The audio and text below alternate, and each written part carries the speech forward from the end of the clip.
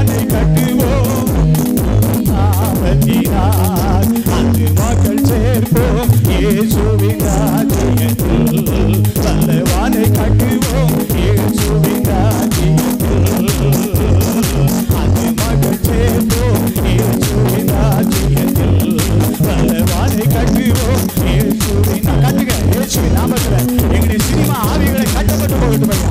ஐயோ cinema cinema cinema cinema பாட்டு cinema கதை சினிமா சினிமா சினிமா ஐயோ ஐயோ இந்த சாபம் சாபம் இந்த சாபம் சாபம் எங்கள் இந்திய தேசத்தை விட்டே ஒளியட்டும் ஒளியட்டும் ஒளியட்டும் ஒளியட்டும் ஐயா ஒளியட்டும் ஐயா. சினிமா மாயங்கள் மாறட்டும் ஐயா. சினிமா அடிமைப்பட்ட ஜனங்கள் மாறட்டும் ஐயா.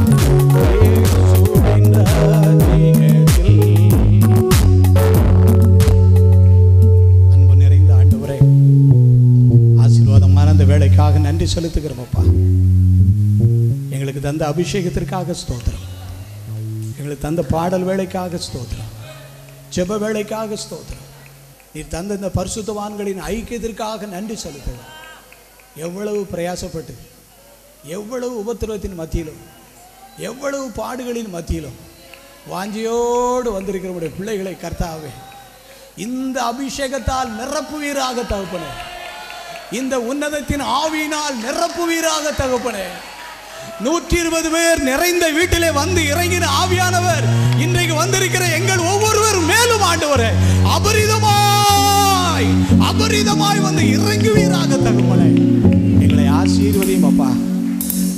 இது ஒரு கடைசி காலம், நாங்கள் எச்சரிப்போடு இருக்க வேண்டிய காலம் என்பதை குறித்து ஆவியானவர் எங்களோடு பேசும். இயேசுவின் மூலம் ஜெபிக்கிறோம் நல்ல பிதாவே.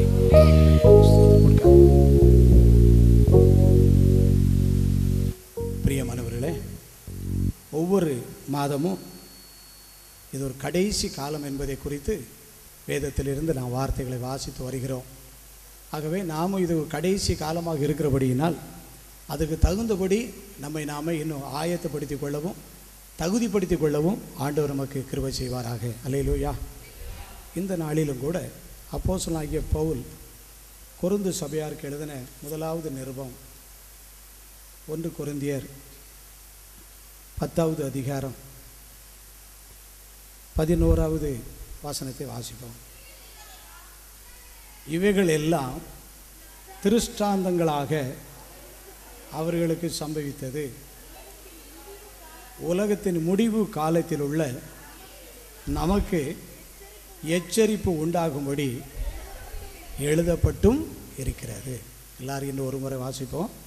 இவைகள் எல்லாம் திருஷ்டாந்தங்களாக அவர்களுக்கு சம்பவித்தது, உலகத்தின் முடிவு காலத்தில் உள்ள நமக்கு எச்சரிப்பு உண்டாகும்படி எழுதப்பட்டும் இருக்கிறது. பவுல் எழுதின நிருபத்தில், கொரிந்தியருக்கு எழுதின நிருபத்தில் கடைசி காலத்தை குறித்து அவர் எழுதி வைத்திருக்கிறார்.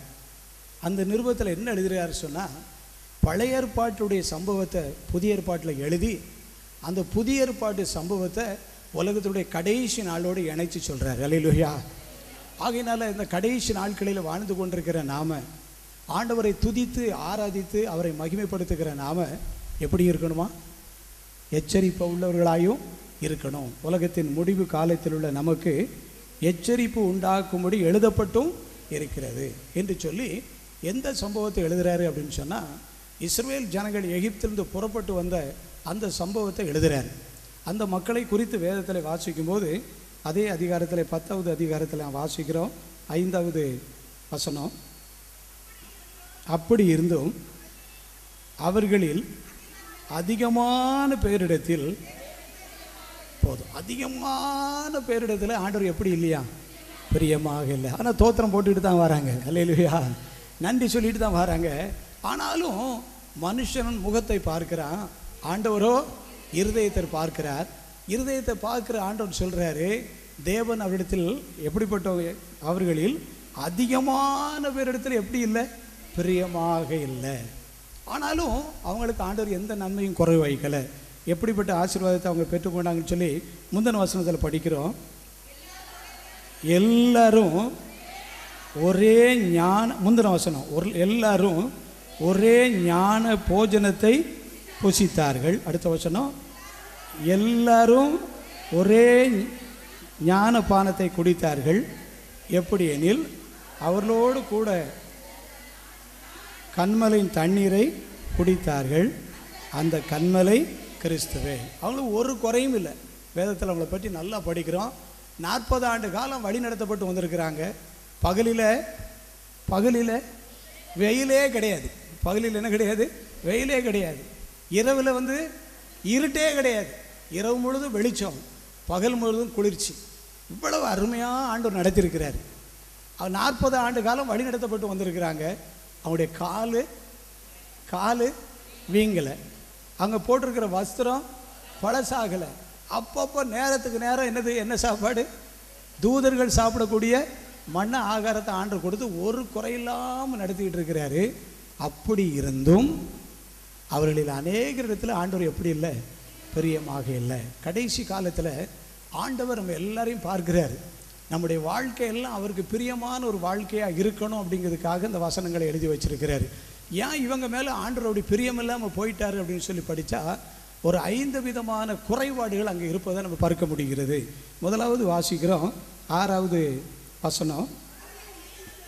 அவர்கள் இச்சித்தது போல நாமும் பொல்லாங்கனவைகளை இச்சியாதபடிக்கு இவைகள் நமக்கு திருஷ்டாந்தங்களாக இருக்கிறது. அந்த மக்கள் லட்சக்கணக்கான பேர் வராங்க.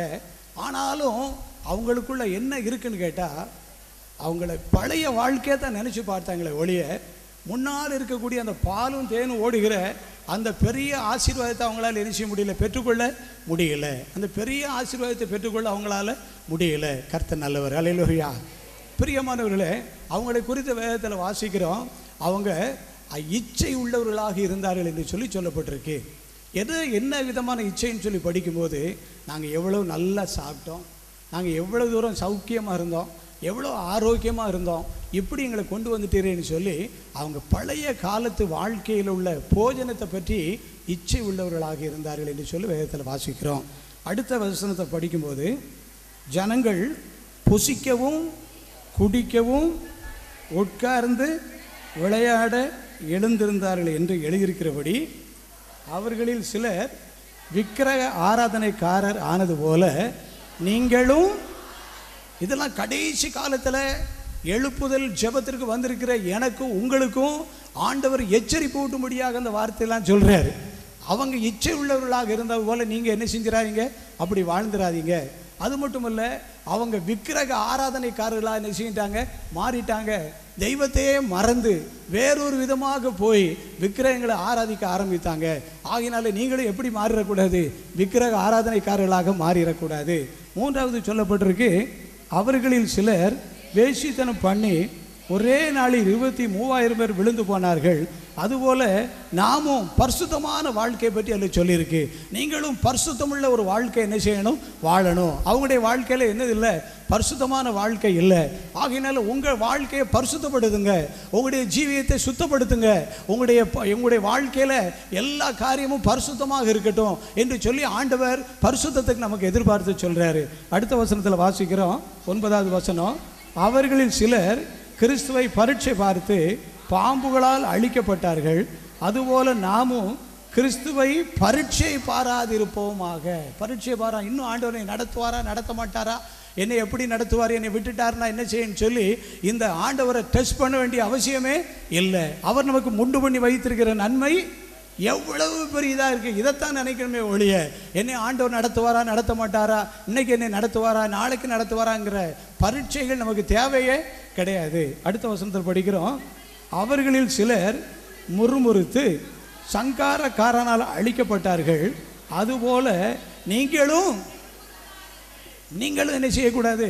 முறுமுறுக்கக்கூடாது என்று சொல்லி இந்த 5 விதமான குறைபாடுகள் அந்த மக்களுக்குள் இருந்ததாக இந்த வேத பகுதியிலே வாசிக்கிறோம். இதனுடைய விளக்கங்கள் எல்லாம் யாத்ராகம் லேவியராகம் எண்ணாகமத்தில் சொல்லப்பட்டிருக்கு.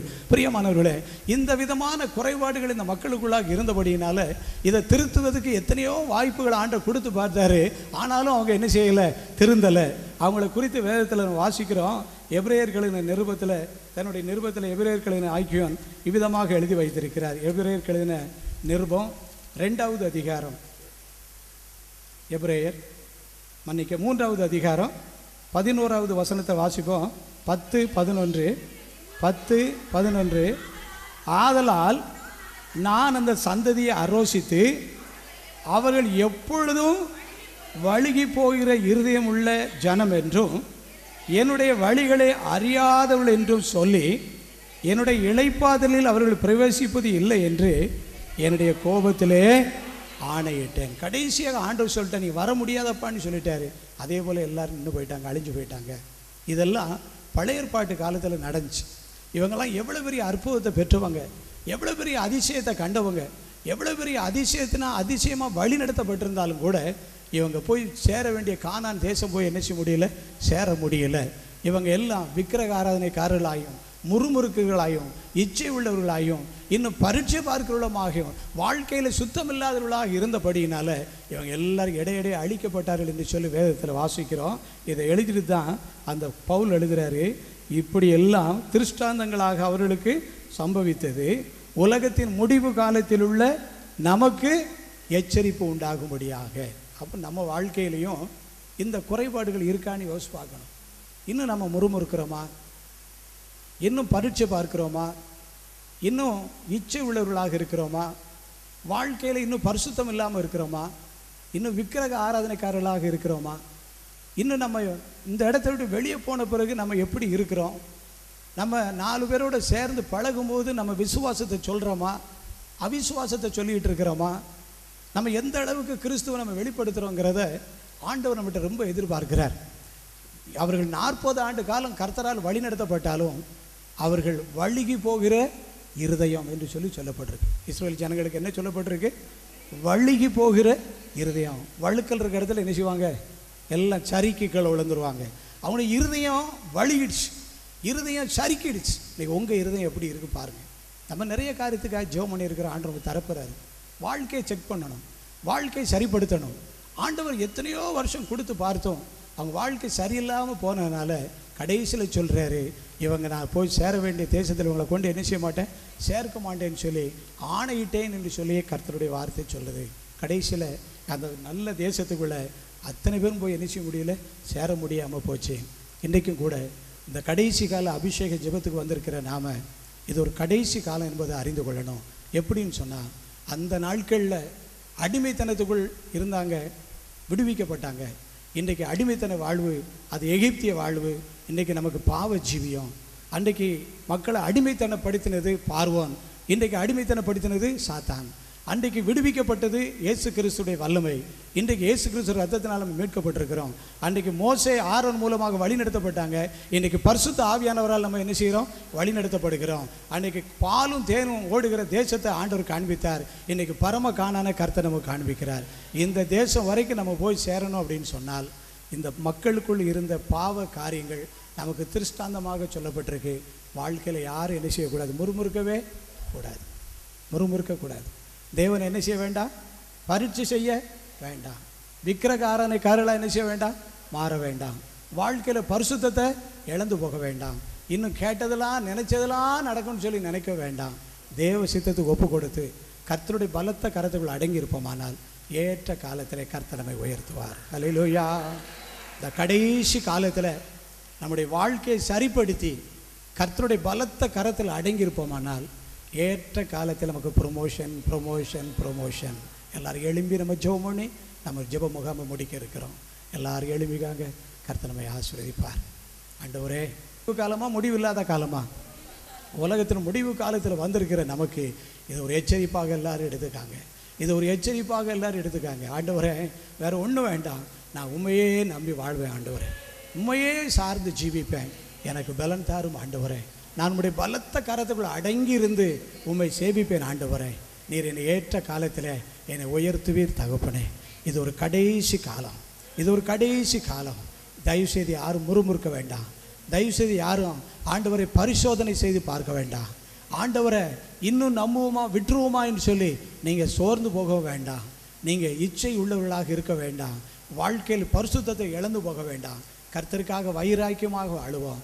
கடைசி காலத்தில் மக்கள் மிக மிக பயங்கரமான நிலையில் இருக்கலாம், ஆனால் நம்ம மாறுபட்டவர்களாக இருப்போம், நம்ம வேறுபட்டவர்களாக இருப்போம். ஏற்ற காலம் வரும்.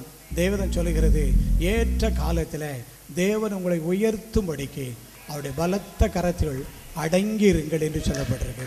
அடங்கிருங்க, அடங்கி கர்த்தரை சேவிப்போம். கர்த்தர் மென்மேலும் ஆசீர்வதிப்பார். அல்லேலூயா, அல்லேலூயா, அல்லேலூயா. எல்லாரும் ஆண்டவருக்கு நன்றி சொல்லுவோம். இந்த கடைசி காலத்தில் எச்சரிப்போடு நாம் இருந்தால் நாம் ஆசீர்வதிக்கப்படுவோம். இந்த கடைசி காலத்தில் நாம் விழிப்புள்ளவர்களாக இருந்தால் ஆசீர்வாதத்தை நாம் பெற்றுக்கொள்ளலாம் என்று சொல்லி இந்த கடைசி நாட்களில் ஆண்டவர் இந்த வார்த்தையின் மூலமாக நமக்கு உணர்த்துகிறார். எல்லாரும் கர்த்தருக்கு நன்றி செலுத்தி, ஆண்டவரே நான் வந்து உம்மை துதித்தேன், செபித்தேன், உமக்கு நன்றி சொன்னேன், நல்லது தான் ஆண்டவரே.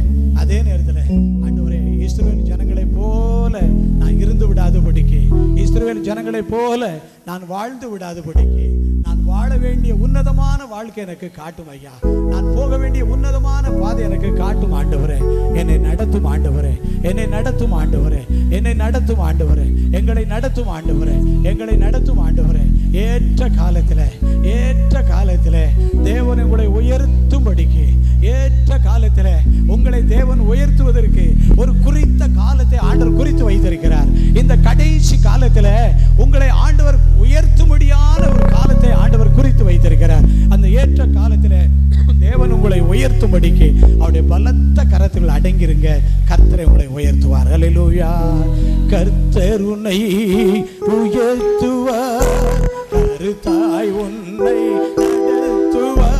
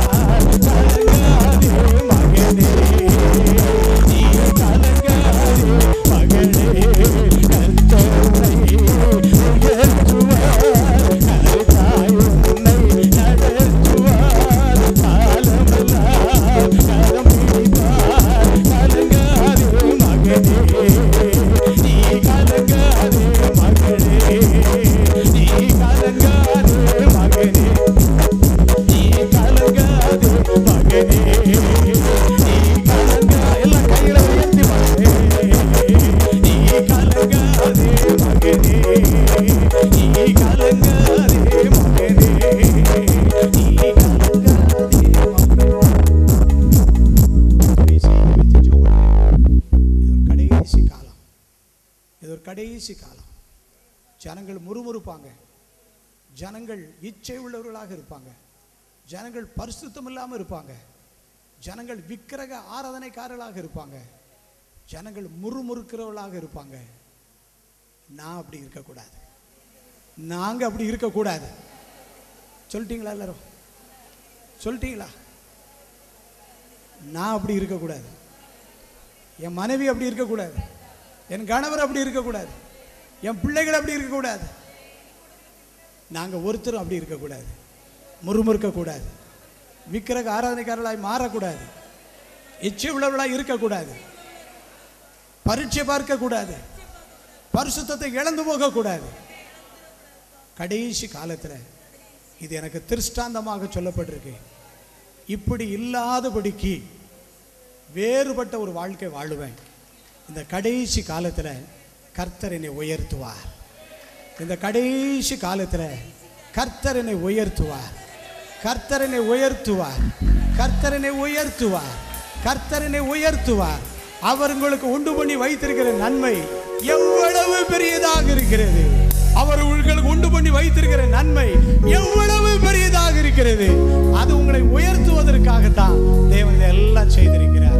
கர்த்தருக்கு எல்லாரும் நன்றி சொல்லுவோம். நன்றி தகப்பனே, உமக்கு ஸ்தோத்திரம், ஸ்தோத்திரம், ஸ்தோத்திரம், ஸ்தோத்திரம் ஆண்டவரே, ஸ்தோத்திரம் அப்பா, ஸ்தோத்திரம், ஸ்தோத்திரம். பிரதான தூதன் எக்காலம் முழங்க பரமன் இயேசு வருவார், பரமன் இயேசு வருவார்.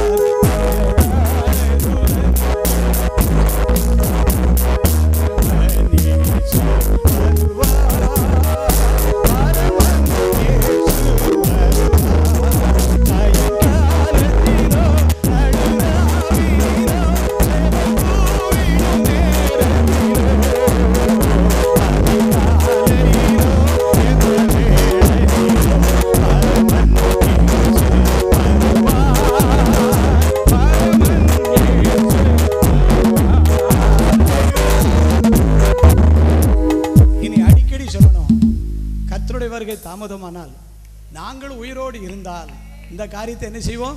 செய்வோம். காரணம் என்னன்னு கேட்டா, வருவேன்னு சொன்ன ஆண்டவர் சீக்கிரம் வரப்போறாரு. அல்லேலூயா. அப்படி வரும்போது எல்லாரும் சுரண்டை விட்டுட்டு, அவர் ஒரு ஊரை விட்டுட்டு எல்லாரும் எங்க போறோம்? பரலோக ராஜ்யத்துக்கு போறோம். அல்லேலூயா. வருவேன்னு சொன்ன ஆண்டவர் என்ன செய்ய போறாரு?